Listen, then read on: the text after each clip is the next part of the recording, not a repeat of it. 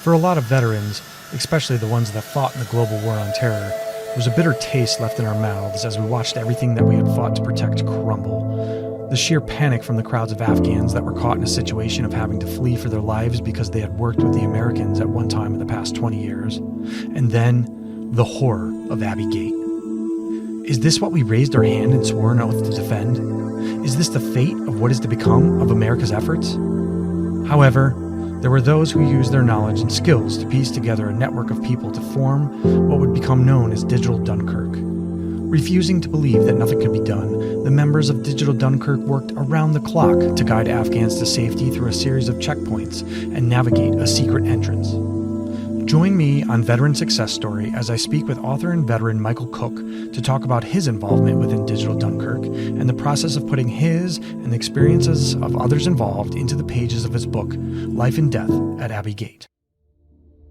The first time I met Mikael, I was actually searching out for different departments that took care of Afghan refugees myself.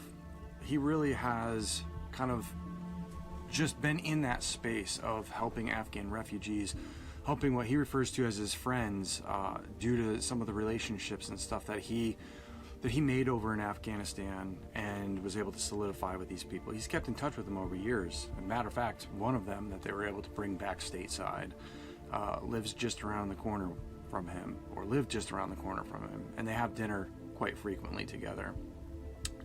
This is something to where I don't think Mikael sees all of this as a success just yet. He runs a podcast known as the Afghanistan Project, along with his host or co-host, Beth Bailey.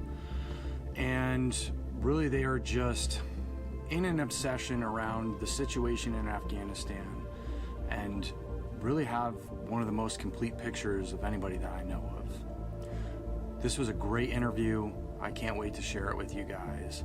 So without further ado, welcome to the episode. Mikael, I just wanted to welcome you to the show. Thanks for coming on, man. Hey, I've been looking forward to this one for a while, man. Excited to be here and talk about this.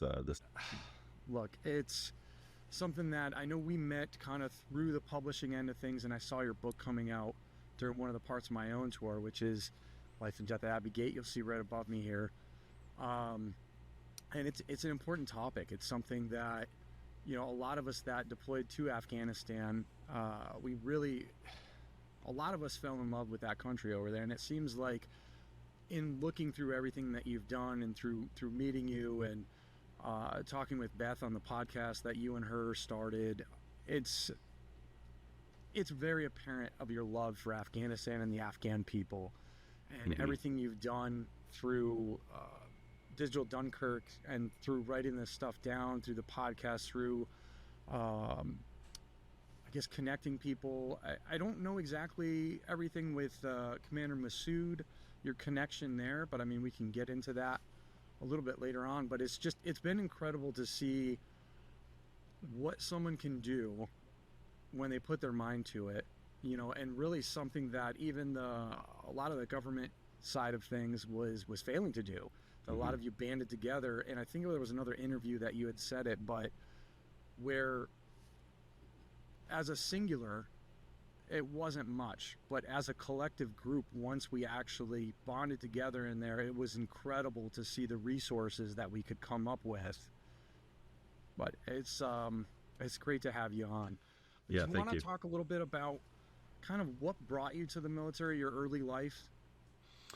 Yeah, I think, you know, I don't come from a military family, and I grew up in Ann Arbor, Michigan, and always played team sports growing up. And I think, you know, just being part of a team and being part of a bigger organization than myself was just something I always clinged to. And the military was just never really felt like a real option for me, right? Because again, I don't come from a military family. I come from a very liberal town, so I didn't have any friends or you know, siblings or anything that served. But I remember vividly, you know, watching those Army and Marine Corps commercials, right? And just wondering what it would be like to put that uniform on and feel that sense of pride. And so, you know, I grew up, I graduated college in Michigan and then moved out west, out to California. And at that point, I was done playing competitive hockey because I was out of college. And I think that at that point, the honeymoon phase started to dwindle, right? Like once you get out of competitive hockey and out of college for a little bit, like it's great because you have all this freedom. But then all of a sudden you start sensing that something is missing, right? And I started getting that sense that just something was missing and I couldn't quite figure out what it was. And then I really realized that it was, I was missing being a part of something. And that's when I picked up with a military recruiter out there in Southern California. Yeah. So no, that's like you didn't have any relatives or anything like that in the past? Nothing. No, I mean, I had like a great grandfather that served in the Civil War, but he was literally the last one in my family tree that served. So it's been a minute. Yeah. And then in California too, I mean, that's, I come from Connecticut, so also like a very blue state, and not many people around myself. Like there wasn't much pull towards the military. Sure. I think, yeah, and I know we had a little bit. You joined up a little later, but realizing it sounds like you realizing doing something hard, being within a disciplined routine and stuff, and being around people with that purpose or that mindset to do that is something that kind of drew you in there. But, it was. And how was boot camp? Yeah, well, that's what I was about to say. Going in, I want to say I turned 27, I think, at basic. Oh, and I mean, certainly a different experience than going in at 18, I would imagine. But luckily, there was a couple other older guys in my platoon, and just like everyone else, you just put your blinders on and just get through it. And it sucks, and it's hilarious to look back at now. Just thinking about all the wild stuff that they do to you, but it's good. I survived. What was your favorite part of service? Any good ones? Any good stories? Favorite part of service, like as I mentioned before, like putting that uniform on, I felt the weight of that uniform every time I put it on, and there wasn't a day that I put it on where I did not feel that. And even 6 years in, I'd put that on in the morning and I would feel it. And you just knew that, you're a part of something special, something important, and certainly bigger than yourself. So I think that just being able to don the uniform each day was probably my favorite part of it, honestly. Gotcha. Anything on the negative side? I mean, I'm sure, how long do we have, I mean, especially through what you've seen and been through. I mean, geez, like actually, we could tie that into the stuff later, just because I'm sure a lot of the frustration with everything going on in what you dealt with, mainly shown in the book and stuff. But that's yeah, I think just the quick answer is just frustrations with the most senior leadership of our country. Yeah. So during those months in August during the evacuation, I truly felt way more useful as a civilian than as a soldier, and that kind of weighed on me. That was a bit frustrating because you want to be that soldier that can put your best foot forward and help as best as you can. But there wasn't really anything to do as a soldier. But as a civilian, I could make huge headwinds. So I mean, is that something that you had we had mentioned it a few times, but the Afghanistan Project podcast, like when did that come about? Were you were still in service when you guys started that? Like when did that come about in the process of everything? Yeah, I was still serving in the reserves. So really that project came out of me and Beth Bailey, who's an amazing reporter. She writes for many different outlets, but Fox News, Washington Observer, I forget. Okay. But really, it came out of us just realizing that there was a lack of information out there for Afghans as to what types of visas they might qualify for. Yeah. Anybody that went through the special immigrant visa SIV application for anybody that they knew, like as an American English speaker, it was difficult to wrap your head around everything that was required. So to these Afghans that, maybe they can speak English, most of them probably can't read or write in English. Some of them can't read or write in their own language. It was an impossible task for them. And it was just so difficult to understand what visa you might qualify for, because there's many different types of visas, many different pathways to come to the U.S. So we just realized there was just a lack of clarity, and we just wanted to put as much information out there as we could. And honestly, we didn't even understand it. So we brought in, everyone we could that we thought might be an expert on the situation, and just to bring clarity. It's that's a heck of a thing, and I know there's so many more possibilities these days with long form podcast format. And there's a lot of people out there that you get an hour.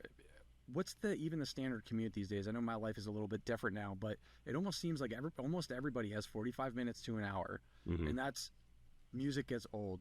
Nobody listens to talk radio so much anymore. They fill this time with podcasts, and for you to do that and put it into a format to spread this information and to make something that's viable over time. It's not an easy undertaking. Obviously, I understand completely what goes into it. It's not an easy thing to do. It wasn't, but it was pretty cool because as we tracked our analytics of the shows, we could see where the viewers were coming from, and it was like 75 to 80% of our viewers were coming from inside Afghanistan. So that was awesome to see. That's got to be. I mean, is there any direct stories of someone that you affected through the podcast that was able to, or like any particular ones that stood out?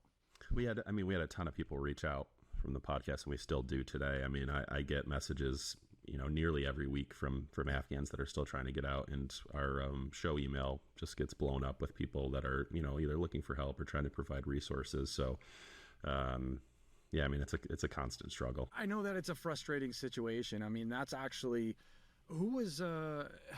Well, we'll go into that after. But I guess this is kind of where did this turn into Digital Dunkirk? Was this all kind of intermingled? Is that? Yeah, so it really started with, one, I deployed to Afghanistan in 2019 and 2020.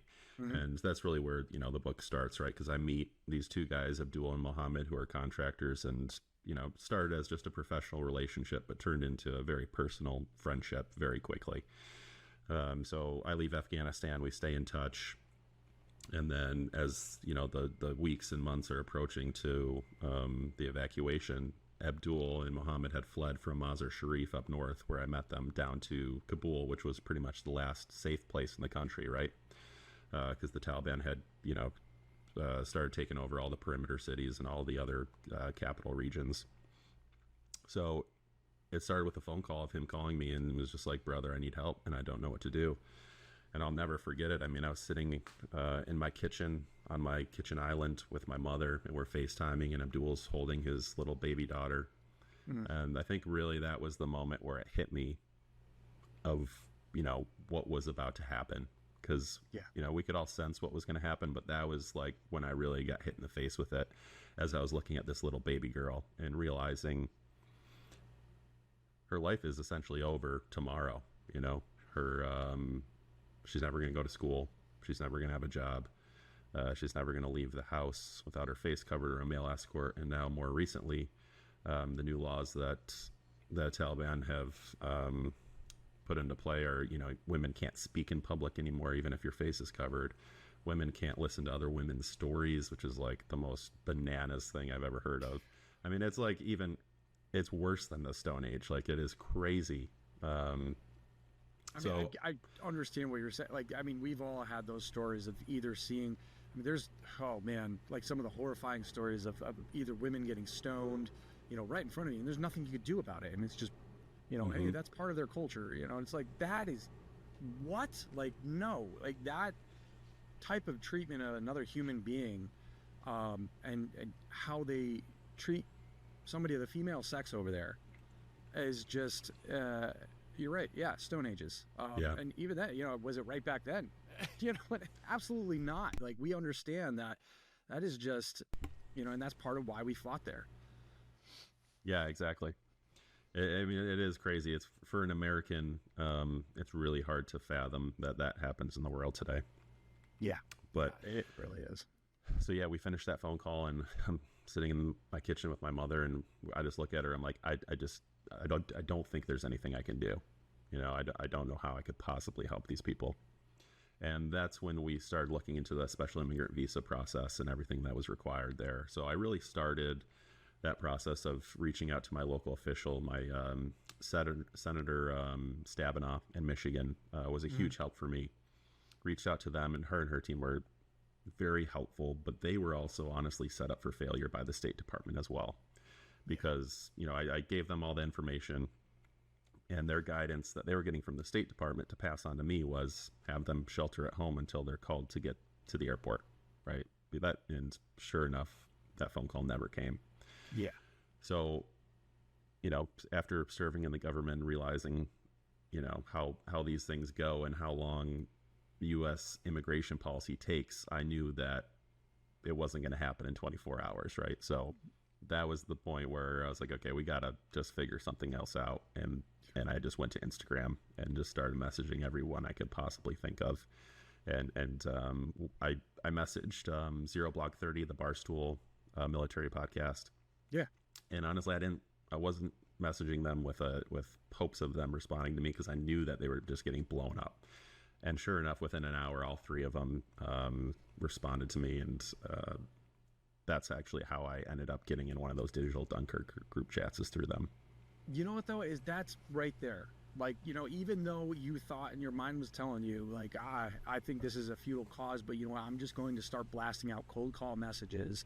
And sure enough, some of the work that you put out there, you put it out there and it came back. You took the chance to do it. You took action, where a lot of people, how many people do you know say, well, I would have joined, but, or Sure. I would have done this, but it's like, there's no but, just do it. Yep, exactly. And in Zero Blog they were the ones that introduced me. Chaps actually introduced me to Chris Davis, Major Chris Davis in the Marine Corps, who ended up writing the foreword for my book, but also was just massively helpful in getting Abdul Muhammad out. And this is, I talked more recently with Scott Mann about some of it, and just what everybody put into that. I mean, just hearing some of the stories of how much did that end drain you? Because I'm sure that as you saw things escalate, and as you started to see, the gates and stuff being pushed out, it started to be a daily news cycle thing, to where the images were coming through. And this is leading up to Abbey Gate. This isn't even during the time when it just went full speed. How did that kind of feel for you? Like, what was going through your head during all that? It's hard to put it to words, honestly, because it just, like, I was thinking about this the other day. It almost doesn't feel real, right? It doesn't feel real that it happened. It almost just feels like a fiction book that I wrote, which is crazy because it all obviously happened.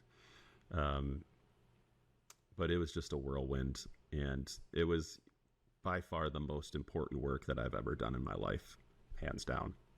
And I think just going through it, it's like there just wasn't really time to comprehend what was happening. It was just like, we know we have a very short window to get as much done as we possibly can, and we're just all going to go balls to the wall until, that day comes. And this started with a phone call that turned into a social media message that turned into being involved in what turned out to be one of the, more successful networks of getting people out of Afghanistan. That's what blows my mind right there. The kind of the power of what we have at our fingertips these days, the access to information and the connectivity and everything. Can you maybe speak a little bit? I mean, is that actually kind of what led into being able to catalog this into a book and getting those contacts together to do that? Because I know there's stuff in there. There's some of the perspectives and stuff in the book that you give is giving it from the Marines on the ground and through the interviews and stuff on there. How did you contact some of them? Was that just through your interactions through Digital Dunkirk and being involved in that?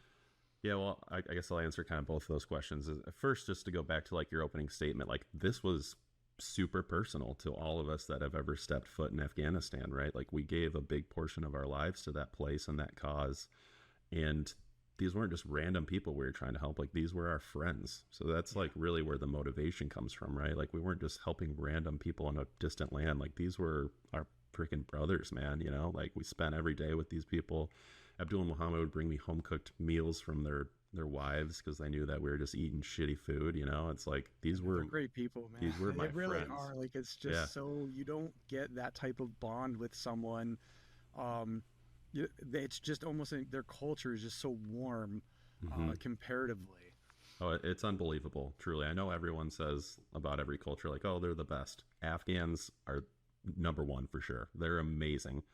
And I still go over to Abdul and Muhammad's house, like, once every couple weeks now for dinner, which is the Afghan dinner. If you've never had it, it's just freaking amazing. And highly recommend it to everyone.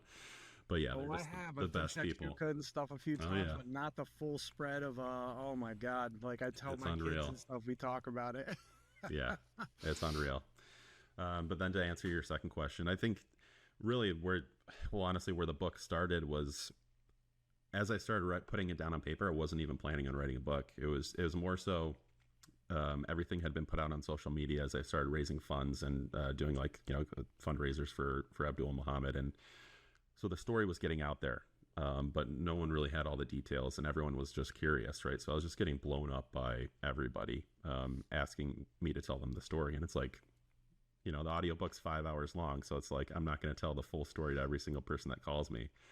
And the more I started telling the story, the more the details started getting blurry, and I was forgetting dates and like order of events and stuff. So to me, I was like, okay, I just need to get this on the paper, get this down on the page, because I'm going to forget it. Yeah. So that's how it started. And then, so I essentially just like threw up on paper is what I like to say, and just got the story out of me. And before I knew it, I had like 25,000 or 30,000 words. And at that point, I like felt this weight lifted off me, like, okay, now it's down on paper. I can take a break.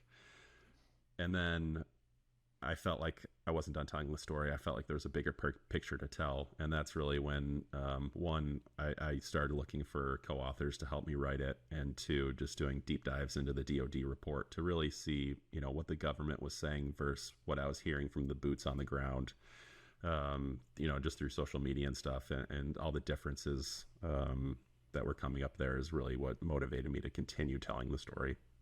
Man, I'm getting like literal chills right now, because a lot of that, like that therapeutic end of things where that weight lifted once you have that down on paper. I had a lot of that same experience. Like it, Yeah. but knowing that there's more story there and you need to get it from other people. Yeah. That's, I know exactly what you mean and what you're talking about there. Yeah. And what, actually the coolest part for me was, it was therapeutic for me for sure. It was, I needed to write that book, but the best part was just interviewing all the Marines that were there at Abbey Gate, that lost friends, getting to see their emotions, and getting the story off their chest. Yes. We had some wild interviews where there'd be 4 of us on a call for 3 hours, and we'd be crying for 2 hours out of the 3. Just hearing their stories was just horrible. Yeah. But a lot of them told me, like, look, man, I've never told this to anybody. I haven't told this to my parents, my wife, nobody. Like, thank you for allowing me to tell my story and for telling this story responsibly. And that was the coolest thing I've ever heard. That's the best compliment I've ever gotten in my life. So that was by far my favorite part of the journey, is just being able to tell these guys' story. And it is like too that veterans sharing with other veterans, we understand because we've been there, and it's almost like there's that the built-in camaraderie, but that connection that's just instantly there. And being able to share that, you are essentially sharing one another's burdens, Yep. because if you're letting something off of your chest, but they're getting some of that too. And there's some stuff that was told to me that it's like, I know that from here on out, I'm also carrying that burden as well, but it's lighter for that other person. It's not really something that I've completely been able to unpackage to describe it, or at least, but it sounds to me that you had a lot of that same experience there. And it really is, it's rewarding. And it's something that more people, they need to be out there sharing stories with one another. Yeah. And that's why one of my non-negotiables when I was looking for a co-author was that they had to, have served before. And that's kind of how I found Robert Conlon, who is my co-author and just an amazing human, amazing veteran, and an amazing writer. So he was greatly helpful for me to tell the story. Yeah. So, that's another thing too, is how did you, what made you decide to bring on a co-author? How did you actually get connected with him?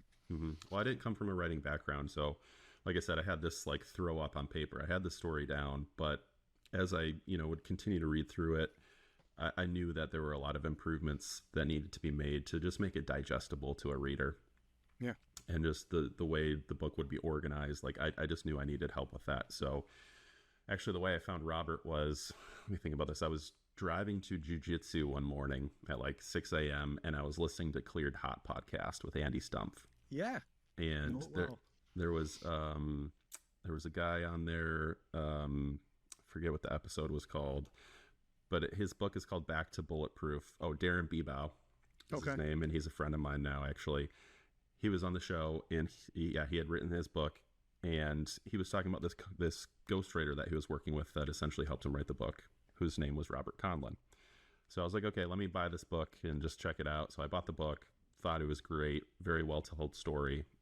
So I take to LinkedIn, find Robert Conlon, and I shoot him a message. And actually, it was funny because the way I worded the message was like that I knew Darren, like I was a friend of Darren reaching out to Robert. Yeah. And obviously, I had never spoken to or met Darren before. But so Robert, kindly responds to me. He's like, hey, any friend of Darren is a friend of mine. Let's talk. So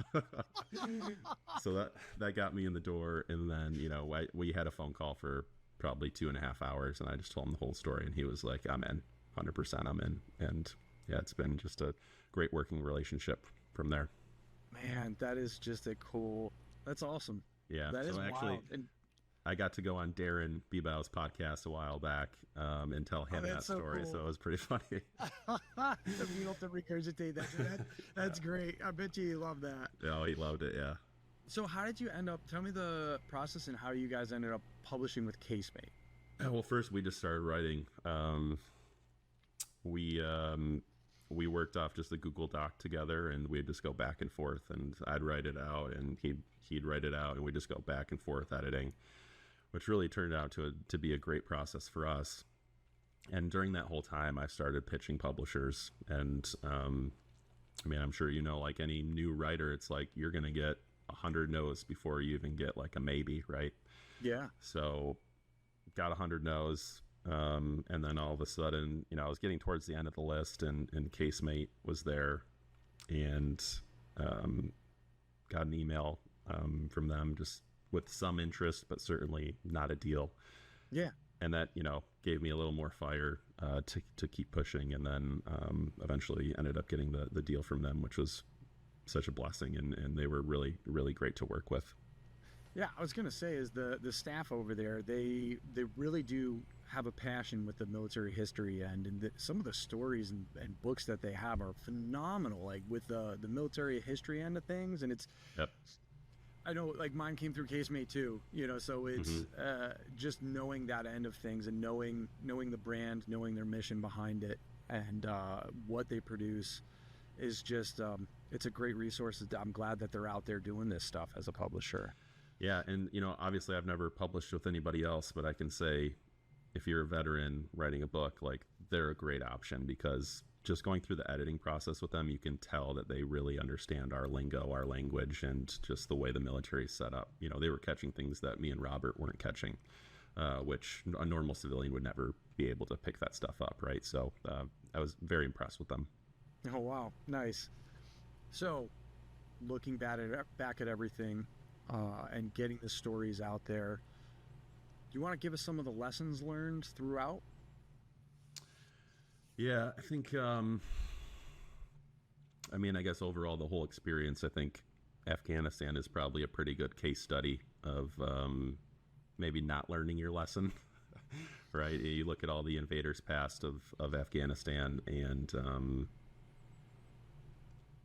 then you look back on our 20 years and you just wonder if we had learned anything from the prior invasions or not. And it just feels like we hadn't. So unfortunately, I feel like I don't even know if we're going to learn a lesson from our 20-year deployment there. And I would not be surprised with seeing everything that's going on the ground there if, the next generation, if our kids don't step foot in Afghanistan in combat boots. So that's frustrating. But that's just the reality of where we are right now. Yeah. How about, and I'm going to reframe that question. Personal lessons learned during, I guess, the publishing of a book or getting a story out there.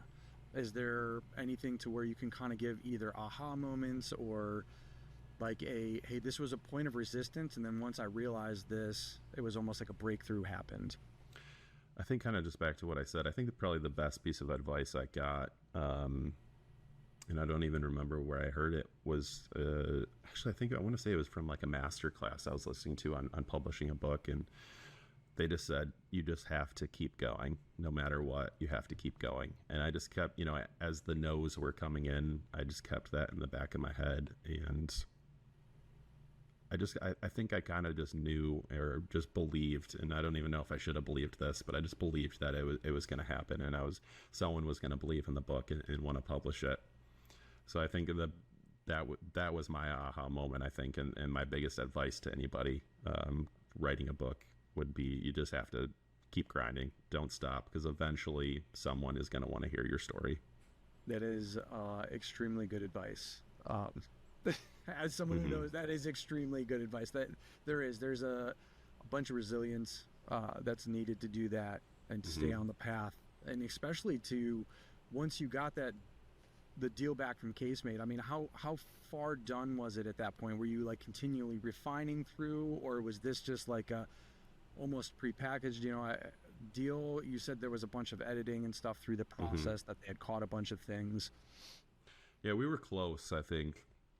I mean, we certainly had a manuscript, and it wasn't perfect, but it was pretty close to what we ended up publishing. So we were pretty far down the line, and I know that you certainly don't need to be that far down the line when you're pitching these publishers, but we just the way it worked out. Yeah, it helps. We were pretty close. Yeah, but it was humbling, man. I mean, it was a humbling process going. I didn't think it was going to be as hard as it was, so that was eye-opening for me. Gotcha. Yeah, and that's that's even it, to talk into on where it really gets hard. And so now you have it's published, it's out there in the world. But I mean, the media tour for it and getting stuff out there, and then even you had the audiobook come out more recently, correct? Yeah, the audiobook just came out a couple months ago, I think, and that was also way more difficult than I thought. Yeah, you read your own. Yeah, I read my own, which I would do again, but it was difficult, sitting in a room all day for multiple days just reading, and you don't realize how hard reading is until you have to do that. Yep, and straight through. I mean, were there any times where that story just kind of really became very overwhelming to you, and you had to take a minute? I bet. Yeah, I gave the producers and audio engineers, a heads up before a couple chapters, like, hey, just bear with me because we're gonna need multiple takes at this, I think, because I can feel it in the back of my throat just thinking about it, So it was a couple of those moments, but we made it through, and hopefully that that came out in my voice for the listener. Yeah, I haven't heard the audio one. Obviously, I've read the book, but I have to go back and listen to it just because I know it does. It's and especially when the author reads it. That was one of my concerns, was being able to get that emotion in there. And I know there was portions of mine where I'm like, I am not sure I can read some of this. Yeah. So kudos to you for that, because I know some of the story and some of the things you discussed in there are just as heartbreaking. For someone who knows what happened there. I can't even imagine I can't imagine, but to put that down on paper, but then reading it out, it's just a whole nother level. Again, it was like, that was another moment where it doesn't feel real sometimes. Yeah. And as I was kind of reading through it, it really felt like I'm reading a fiction book. Is the best way to describe it. Well, it's definitely not fiction, and it's out. Yeah. You can get it on Amazon, or are you still running the website for the signed copies, michaelcook.com? Yep, michaelcook.com, Amazon, Barnes & Noble, wherever you buy your books, you'll be able to order it. Cool. Yeah, and I mean, you even had an endorsement from Sebastian Younger, which is, that's no small thing. Yeah, I had a really cool opportunity through Patrol Base Abate is a great organization I like to give a shout out to. I'm a member of their book club. If you're a veteran that likes books, come join us because it's an awesome group of people. And I had just the really cool opportunity to go up to the patrol base in Montana and spend 4 days camping out there with the book club. And it just turned out that Sebastian Junger was the guest author last year. And what's really cool about that actually is when I was in Afghanistan, my girlfriend at the time, we were sending back and forth a journal that we were just writing writing in and just writing notes and questions and whatever we wanted to share with each other in there. And one question that she asked me was, if you could have dinner right now with anybody in the world, who would it be?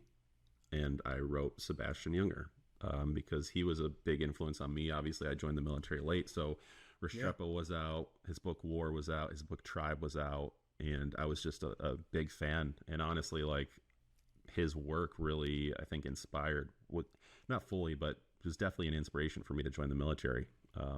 So I wrote Sebastian Junger, sent it back to her, and then finding out I was going to spend 4 days with him was super cool. So I met him and got to share that story with him, which was awesome. And then we just started talking about my book, and he wrote me an awesome blurb, and I'm very thankful to him. It's so cool. That's no, that's wild.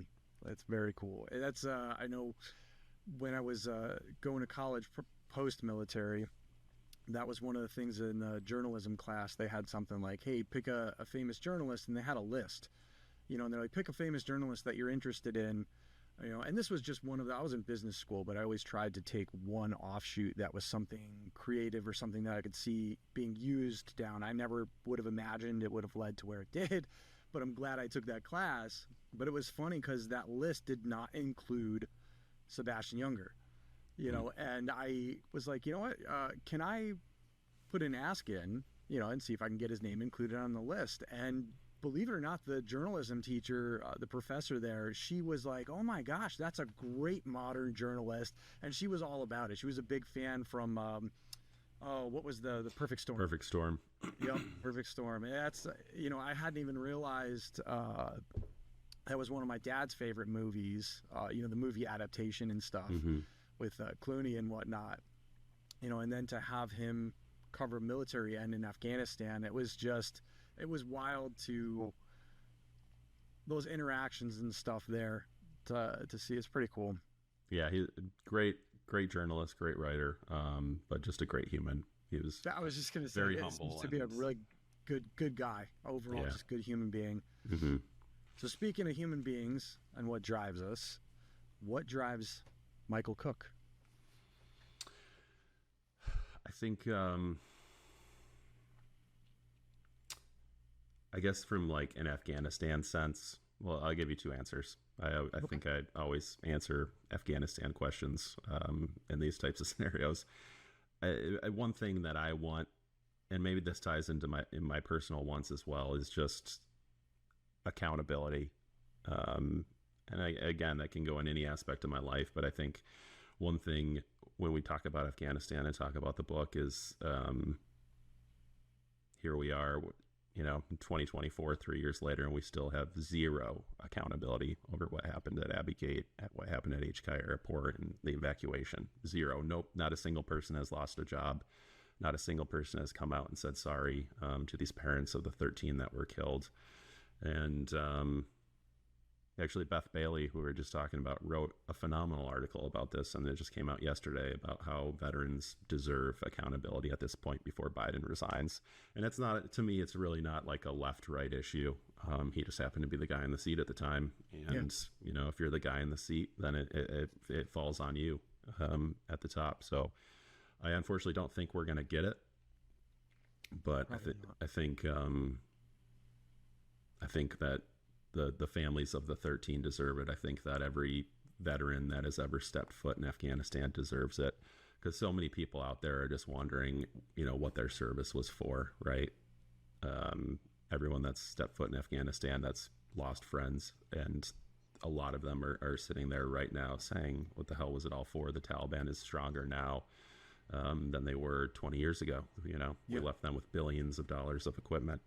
I think I saw an article yesterday that said we left 70,000 armored vehicles there, which was just a mind-boggling number to me. 70,000. I just couldn't even wrap my head around that number. And that's just a drop in the bucket of the equipment we left there. So I think, what drives me to do the podcast, what drives me to write the book, is just wanting accountability and just finding some peace for these families. Yeah, I know you had the Biden administration was the one that oversaw the actual pull out of Afghanistan, but we also have to go back to the Doha agreement. Like, what are your thoughts there as well in opening up actual talks with a terrorist organization. Yeah, I mean, there certainly were mistakes from the Trump administration with the Doha Agreement. I mean, we somehow managed to cut out Afghanistan leadership from the Doha Agreement. Like, they weren't present. It was us and the Taliban trying to agree on something, to agree on a path forward for Afghanistan, and Afghanistan wasn't there. Like, how the hell does that make any sense? So that was a major failure from the Trump administration. And it's like, everyone knew what was going to happen. It's like, oh yeah, we're Taliban 2.0. We're great. We're going to be civilized. And then as soon as you leave, we're going to say, oops, just kidding. Yeah, And then that's obviously what happened. In a situation there to where you'd have some of that two-face stuff too. Sure. I mean, we would have the same thing. Meet some guys in the field, and the next thing you know, they're shooting at you. Yeah, of course. Life in Afghanistan. No kidding. On a more personal note, what does success look like to you? Like, and has that changed over time? I think it's always changing, right? I think you're always chasing something. At least for me, it's like I'm always chasing something and I don't know what it is, right? But always kind of chasing that next step. Success for me, I think, going through the process of writing this book, I realized that just affecting one person with my work makes the entire, multiple years of work worth it. And the feedback that I've gotten from, Instagram DMs and text messages and just emails from people that I don't know, thanking me for whatever from the book has just been like the coolest thing. Having mothers reach out to me of soldiers that were there saying thank you, because now I better understand my son and what happened there. I got a couple of those were super powerful. So, that to me is success for sure. I'll take that all day long. Yeah, making a difference, making a change, putting a mark on something, or bringing attention to an issue that needs attention. Yep, exactly. Because I don't know of any other books out there that cover that particular subject in the way that you did, in the very real way that you did. It was really cool to see the access that you were kind of able to get, but to bring it from a someone who was in the military's perspective, and the way that you did. It's powerful. It's good stuff. Well, thank you. I think it's just so important for veterans to share their stories. Because it's like, if we don't, who is going to? Yes. Afghanistan right now is super old news. Yeah. Russia, Ukraine is old news right now. So it's like Afghanistan is certainly old news. So again, it's so important for us to share these stories and just get them logged in history. If anything, too, to learn. I know there was a lot of things that I saw parallels from Vietnam era books and stuff when we were over there as well. Some of the tactics from insurgents and some of the things that we dealt with. So, I mean, I get that. People, you should learn from history, or it's doomed to repeat itself. Exactly. So, what kind of advice would you give yourself if you could go back to the beginning of everything, like, I guess before the book started, before you started writing and whatnot, if you could kind of jump back to that moment? And it doesn't sound to me like you're someone who would have any regrets or anything like that, but is there anything that you would have maybe told yourself from the start, or anybody else out there listening that you might be thinking of writing something down on their own? Yeah, I'd say one is just start doing it. And then two is you just have to believe that it's going to work out in time. And you have to be willing and ready to play that waiting game.